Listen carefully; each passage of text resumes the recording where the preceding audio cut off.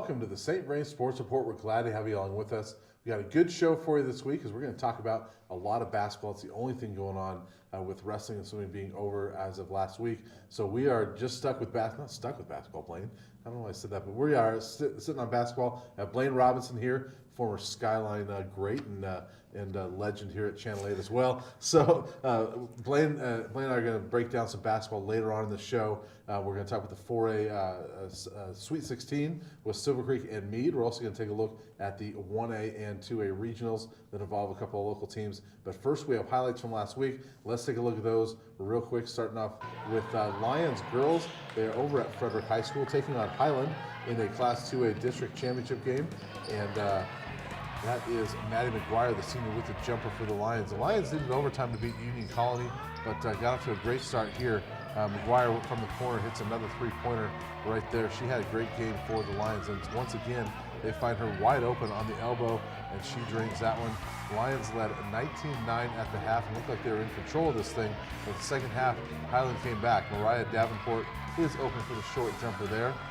And then the Huskies beating the press, and Mason Toll with a pull-up jumper. And then once again, Highland is going to beat that press for the Lions and find Toll wide open as she hits another floater right there. Highland made this interesting down the stretch, but Lions was able to stave off the Huskies in this one, working it inside. Aicho Lewinberg there for the rebound and the putback and the foul. That was a big one for Lions there. And then McGuire is going to work open, and she banks this one from the free throw line. That was a big one for Lions there. And then McGuire weaves through the defense, and she's going to have a nice dish to Madison Johnson for the easy layup. Lions is able to hold off Highland by 3 points in this one and move on to the regionals, and we will talk about that here in a few minutes. Meade versus Skyview in the second round of the 4A boys tournament. Meade had a bye, and Skyview knocked off Battle Mountain in the first round, so they were coming in with a little momentum, but Meade playing defense early. That's Cameron Chung getting the steal and going the other way for the easy layup. Some more defense here for Meade. This one is steal by Michael Ward as he takes it the other way. And not so easy on the layup, but he gets that one to fall. Wanted a foul call, but didn't get it, but still a great play for the Mavericks early in this game. Skyview's Angelo Garcia sinks the three-pointer, and then the Wolverines are going to get a great pass here to Tyler Hepner. He's going to miss, but Diego Morelos is there to clean it up for the Wolverines. And then on the other end, Meade with a nifty pass from Daniel Cloak to Ward for the layup. And then from the corner on the other end, Skyview's Isaac Valdez sinks the three-pointer. This game was tied at 21 at the half. Both teams playing well early on. And then the second half, the Mavs work the ball into Alex Sandstrom. Makes a great move and gets that one to fall. And then Sandstrom is going to show his range wide open from the three-point. And he hits that one from the elbow. Mavs outscore the Wolverines 27-11 in the third and pull away in this one. Skyview not going away as Devin Butler drives and gets the layup there. And then on the other end, off the inbounds pass, it is Sandstrom once again, and he scores that one and draws the foul. He scored 17 of his 19 points in the second half. He was huge for them in this game. Mavs starting to pull away with Anthony Bain hits that three-pointer from, or Anthony Bryn hits that three-pointer from the top of the arc, and then it's Ward with a great drive to get the layup. Ward had a team-high 21 points on the night for the Mavericks, and then Ward's going to cap things off with a three-pointer right there. And Mavericks win this one going away after a tight first half. Silver Creek hosting Palmer Ridge in the second round of the boys state tournament. Silver Creek also had a first round bye, while Palmer Ridge came in after defeating Pueblo East in the first round. This game was really all about Trent Dykema, and you see him right there. He was sensational in this one with a great drive and layup there from the top of the arc. Dykema, he makes a nifty spin move there and gets that one in for the layup. He had 32 points on the night. And how about some defense from Dykema? The Raptors forced the turnover, and he goes all the way the other way for the dunk. And then Christian Warner, he thinks about the three, but decides to give it off to the hot hand. Dykema buries that three-pointer. He had one, that was one of his 4 three-pointers on the night. And then in the second half, more of the same. He gets the hoop for the layup. He also had 6 rebounds and 4 steals in this one. Wasn't alone, however, as Kari Harrison goes baseline for that layup there. And then Harrison is going to get the steal and go the other way and put an exclamation point on this one for the Raptors. There's Harrison with that steal and gets the two-handed dunk puts the exclamation point on that one, and Silver Creek moves on with a huge win against Palm Ridge. And Blaine, awesome performance for Silver Creek, by the way. I mean, they were tremendous, and Trent Dykeman, what can you say about the performance he had? He's going to be huge as they go forward. Absolutely, he was critical. He's been one of the top scorers in 4A all year long. I've had a chance to see him on numerous occasions now, and he's looked like the real deal. But for him to, really put the game on his back, they're at home, high expectations, 20-3 at that point, and for him to just start out hot like that, I think he started out 4 for 4 and had 8 points really quickly, and then just really never settled down, and that got the team going. The defense, you could tell, was really energized by his offensive performance, and that was just great to see Silver Creek get a win like that in the playoffs. Yeah, and Palmer Ridge won their first round matchup by about 30 points. So for Silver Creek to turn the tables on them, that was big for the Raptors. Let's take a look at the scores from all around the area in the first round of the Boys State Tournament last week. There was obviously the two that we just showed you, but in the first round, actually, Erie went down to Thomas Jefferson and lost. Niwot loses a close one down at Elizabeth. Skyline and Blaine, that was your pick for an upset. Skyline gave Fort Morgan a battle, but fell at the end by 6. And then Longmont, we kind of predicted that one. Longmont with an easy win over Frederick. In the second round, Longmont, the only one of those teams to move on, and gets knocked off by Golden. And then obviously we saw the two, Silver Creek and Meade moving on. Here's the girls' first round scores from the area, and Meade upset by Mountain View by 2 points. Longmont we thought might be able to go down to Green Mountain and get a win, but they lose to Green Mountain. Erie, the only one locally to win. They go out to Glenwood Springs and get a nice victory. And then Silver Creek with an upset loss. We really thought they were going to move on, if not through the whole weekend, certainly through that first round. They lose to Cheyenne Mountain. Then Erie in the second round just ran into a tough Windsor team. So 4A girls is done for us, Blaine. And really, any surprises from that first weekend, on the boys or girls side?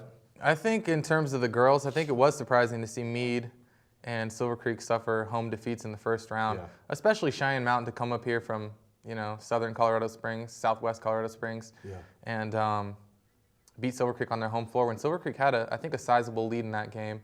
Meade, in their game, they got down, I think, 10 points in the first quarter, and then they went on like a huge 19-2 or 19-0 run and took a decent lead into the break, and I thought they would be able to hold on at home. So it was disappointing to see those two teams lose, but that's why it's a tournament. Yeah, I was surprised certainly by Silver Creek. They've been playing very well coming into the tournament, and knocked off Centaurus, who was a league champion in the last week of the regular season. So I thought that they might move on, but they struggle with their shooting all year, and they struggle to score when it matters most, and so they are done. So we are down to just Silver Creek and Meade in boys basketball, and that's what we're going to talk mostly about on this show. So let's kind of preview those matchups. Let's take a look at the Sweet 16 in 4A boys basketball, and we have Silver Creek going down to Pueblo West and Meade at Northridge, and that's on Wednesday. And then if those two teams win, they will play on Saturday. Silver Creek would play Vista Peak, and Meade would play Valor Christian. Or, well, we would think, no. Silver Creek would probably play Pueblo South if they beat Vista Peak, and Meade would probably play Valor Christian if they beat Mesa Ridge, which we expect both those things to happen. So it's going to be a tough week for both those teams to get through not only one game, but to try to get through two. That's a tough task.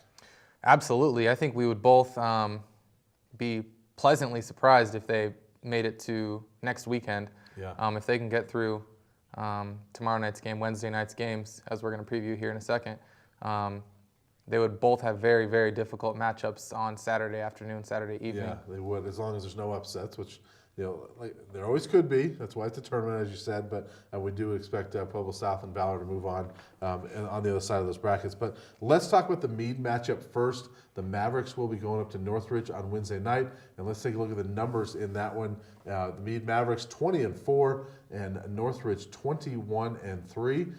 Both teams are coming in with at least a couple wins in a row. Northridge 12 wins in a row. And they have been hot lately.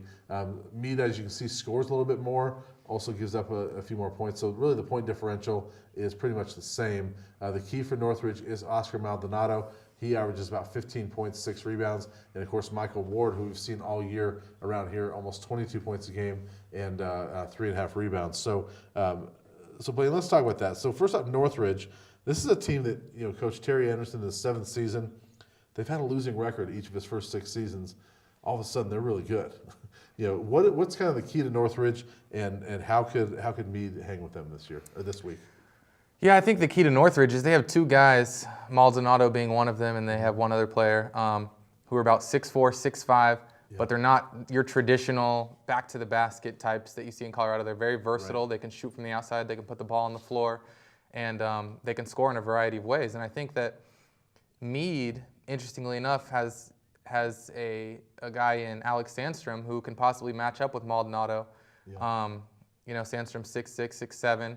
He also likes to play a little bit more perimeter oriented. He'll mix it up in there and get some rebounds and bang in the post when he has to. But you see him floating around the perimeter a lot. He likes to get up jump shots, 3-pointers. So he's very versatile. So that'll be an interesting matchup if Coach Darren Reese puts Sandstrom on Maldonado.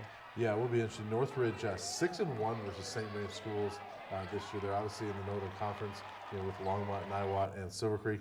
Went 6-0 against those teams. Lost their season opener to Skyline. So this is a team that a local team here has defeated. It was a long time ago. It was way back in December, but Skyline did defeat this Northridge team, and a lot can happen. So I'm sure Northridge is a different team now. But Meade, I think they've got the goods. Coach Darren Reese, they've had 6 consecutive winning seasons. They've been here before. Northridge coming off all these losing seasons, they have not been here. That could be a factor, with these Meade kids. What do you think? Absolutely, Meade. They've sort of prided themselves on getting further and further than they did the year before, and that culminated last year with a grade 8 appearance. They fell to Longmont, who, was one of the best teams that we've, seen in a decade in this area. But no, I think you're exactly right. I think Michael Ward, having experience from last year's grade 8 team, he was a huge part of that. 21 points a game, as you mentioned. Alex Sandstrom, Michael Rice is a good shooter. Daniel Cloak, as I think we saw in one of the highlights, and you have some numbers on him as well. But I think that I like Meade's chances. I know they're on the road, and as you and Brad mentioned last week, when Meade's bad, they're really bad, but when Meade's good, they're really good. Yeah. It's just sort of, what are you going to get? But I think hopefully Coach Reese has them peaking at the right time, and I think that they can go up to Northridge and get a victory. Yeah, Daniel Cloak, you mentioned him. We talk a lot about Michael Ward and Alex Sandstrom, but Cloak only averages 8 points a game, so he doesn't get a lot of the attention there, but averages 6.5 rebounds, leads the team in rebounding and assists. So he's a real key to this team this week. And I look forward to Meade. I think their experience is going to win out here, and that they're going to go up to Northridge and win this game. Who knows how they're going to play, but if the good Meade shows up, I think they beat Northridge. I think you're absolutely correct. I think that, like I mentioned a few minutes ago, Sandstrom can match up with Maldonado, and the best scorer, best player on the floor should be Michael Ward. If he brings it like he brought it against Skyview, I expect them to advance to the weekend. Yeah, and of course, if they get to the weekend, they will probably face #1 Valor Christian, and that's a tough one. That's very tough. We do have some history there. They did play this year. Yeah. I was at that game. Valor handled them, from mid-second quarter on, and I think went on to win by 20-plus points. Interestingly, that was the bad Meade that night. That was. Interestingly, when Meade had the ball in the half court, they were able to run some offense and do some things. But Valor's pressure, they were running a lot of full court pressure that night, and Meade just struggled with it. We know that Jalen Sanders is one of the best players in the state, and he's very athletic at 6'5", 6'6", and when he's at the top, sort of like Coach Kloster used Justinian Jessup in that press, it's very, very difficult for smaller guards to get around him and get passes over the top of him, and that created a lot of turnovers. And you let a team like Valor get out in transition and get easy buckets, you can pretty much guarantee you're going to go away with the loss. Yeah, we'll see if Meade can get through Northridge first, and if so, then it'll be a tough task, but I don't think it's an impossible task to beat Valor Christian. So let's move on to Silver Creek and take a look at their matchup with Pueblo West. And Pueblo West, the defending state champions, they are 22-2. Silver Creek 21-3. This is the best season that Coach Bob Banning has had over at Silver Creek in a long time. He's been there 17 years and had a lot of success. This is their first 20-win season in over a decade. The Raptors come in having won 5 in a row. They score a lot and they play really good defense. So this is as good of a Silver Creek team playing as we've seen in a long time. Pueblo West, though, the defending state champions, they know how to get things done. Absolutely. You take a look at the bottom of the graphic there. David Simmental, almost 26 points per game, leads 4A, sixth, I believe, in the state, regardless of classification. And, you know, they've been there and done that. As you mentioned, they won the state championship last year. Yeah.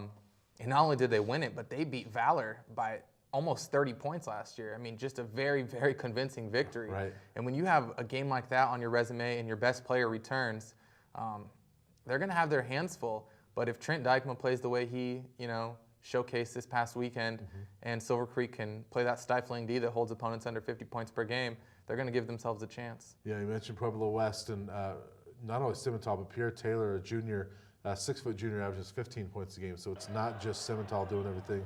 That team they've lost twice by a total of 7 points. One was in overtime, and the other one was the Pueblo South, who's the number 2 seed on this side. So Pueblo West, a very good team. But Silver Creek, you mentioned Dykema, who we've seen a lot in the highlights throughout the year. We see him right here, averaging about 20 points a game and 7.5 rebounds. He also averages 3 steals, 3 assists. He does it all for Silver Creek, but you know, he's not alone playing. I mean, you know, Sam Schlegel, Hunter Beckvar, a couple of seniors that have played really well. Kari Harrison as well. They've got some guys. They've got some veteran guys that I think are determined a little bit. Yeah, I completely agree with you. And Sam Schlegel could be the key to this matchup. He is very similar to Alex Sandstrom over at Meade, just in terms of a bigger guy at 6'6", who doesn't just get his work done inside. You know, he can stretch the floor. I've seen him make, you know, a bevy of three-pointers in huge spots this year. But he'll also crash the glass, get offensive rebounds, putbacks. So he's very, very versatile, and he could be a critical piece. Yeah, I was going to say, you know, we talk a lot about Simmental and Dykema. You know, I know you like Pueblo West in this matchup. Talk about why you like Pueblo West. Well, I just think that Silver Creek hasn't played a team of this caliber. I mean, you look at their record, 21-3. 2 of those losses are to Northridge. Yeah. And if me and you are going to sit here and say that Northridge can be beat by Meade on their home floor this weekend, and Meade's a team who got crushed by Valor, and Valor's a team who got crushed by Pueblo West. Yeah. I mean, Pueblo West is a team that, you know, we don't see a lot of those type of teams around here. Yeah. They're going to have a do-it-all guy in Simmental, but like you mentioned, he's not the only one. So even if he does, you know, have an off night or is held below his average, I think Pueblo West can still get the job done. Yeah, it's funny. I'm going to contradict myself a little bit because I'm going with Meade in the other matchup because of their experience. I'm going to go with Silver Creek, who is the less experienced team. You know, Pueblo West is, you know, the defending state champions. Silver Creek has not been here in a little while. I'm going to go with the Raptors, you know, because I like this team. I like Bob Banning's experience as a coach. I like the seniors they have on this team, and I do think Sam Schlegel could be a key in this one. The big senior, 6'6", averages 12 points, about 5 rebounds. I think he could be a key here. I'm going to pick Silver Creek to go with the upset here. The other thing too is, and I can't disagree with your reasoning there. You know, they have the talent. It's just can they get the job done? Yeah. The other critical thing to me will be mental toughness. You and I both know that those Pueblo schools, they fill their gyms. It's sort of like almost like a Sterling-like atmosphere when you go down there. And if Silver Creek can weather the storm, like we always hear in basketball, every team goes on a run. Right. If they can weather the storm, if they can maintain their poise and not get rattled in what's going to be a very, very tough environment and a team that they haven't seen anything close to that caliber this year, that'll be the key, I think, mentally. Yeah. Of course, for them, if they get through that, they have to do it again, go back down to Pueblo and face Pueblo South in a very similar environment. So a tough week for both Meade and Silver Creek, but it should be tough. We're in the Sweet 16. So this is a big week, but if they can get through it, we'll be in the Final Four. We'll be able to talk about that next week. So Blaine, let's move on to the smaller schools and the 2A girls. We do have a couple other small schools that are still playing in the area. 2A girls, the Lions are alive. They are playing Denver Christian this week in the East Regional in Class 2A down at Doherty High School. And that makes a lot of sense to have Lions in Denver go down to Colorado Springs. But Lions looking good. They've had a great season so far. If they can get through Denver Christian, they will play on Saturday against Swink, and then the winner of that will move on to the state tournament next week. You saw the Lions girls last week. They had a good first half, but then had to kind of scrape by a little bit. Yeah, the interesting thing about them is you take a look at their box scores, and they're getting victories in the 30-point range, Yeah. They're not really even cracking 40, and they're able to pull off these wins. You mentioned a very tough Friday night game against Union Colony Prep. Yeah. They won 38-34 in double overtime. I mean, neither team got to 40 points in a double overtime game, right. which is very, very difficult to do.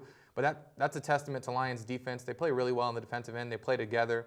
They communicate really well. Offensively, can they continue to, survive only scoring this? Do you think it'll probably take a little bit more than 35, 38 points? I do think the key in this one, they've got to keep, if they can keep it in the 30s, they've got a better shot. Because I'm not sure if they can win a game that is going to go into the 40s, 50s, because that's just not been Lions style this year, like you said. So I think the key is if they can keep it low scoring, they've got a really good shot. Absolutely, I agree with that. Yeah. Longmont Christian, let's take a look at them. On the boys' side, 1A regionals, they will be facing either a Rickery or Woodland on Friday at 11 a.m. down at Metro State, so not too far of a drive for the Warriors. And if they can win that, they will face Flagler on Saturday night. And Longmont Christian has had a great season so far. And the Warriors, if they can get through that and get to the state tournament, that would be awesome for them. I think that for them, getting to this point is about where you'd expect them to be. Anything beyond that is almost icing on the cake. Yeah, I would like to temper expectations on this Longmont Christian group. They have had a great season, and when you have a scorer like Luke Pacino, especially at the 1A level, anything can happen. Yeah. But I think me and you, our eyes were open last year when we thought they were prohibitive favorites to win the championship with the 6'9" Croatian transfer. Right. And they couldn't get the job done last year with him, and you don't see a lot of 6'9", 245-pound guys at that level. So like you said, anything that they do from here on out is great for Longmont Christian. Yeah, just getting to this point is awesome for both them and Lions, so we wish them a lot of luck, as well as Silver Creek and Meade. So, Blaine, that'll do it for us this week. Do you think you're going to have any basketball to talk about next week? I wouldn't put any money on it, but if we do, I'll be very happy to continue, talking about these teams. Well, we will talk about basketball no matter what, even if there are teams left or not, because we will break down the games from this last weekend, and we'll take a look at the Final Four in all the matchups and all the classifications next week, regardless of local teams being involved or not. I want to thank Blaine and Tim Ellis for getting our video this week, as well as Blaine and Don Gurton for all the behind-the-scenes work on this show. Check out bocopreps.com and the Longmont Times Call to get you up to date on everything going on in high school sports in the area. Also, like us on Facebook and check us out on the web at longmontchannel.com, where you can watch this or any other programs you like here on Channel 8. And as always, I want to thank you for watching. We look forward to seeing you again next week.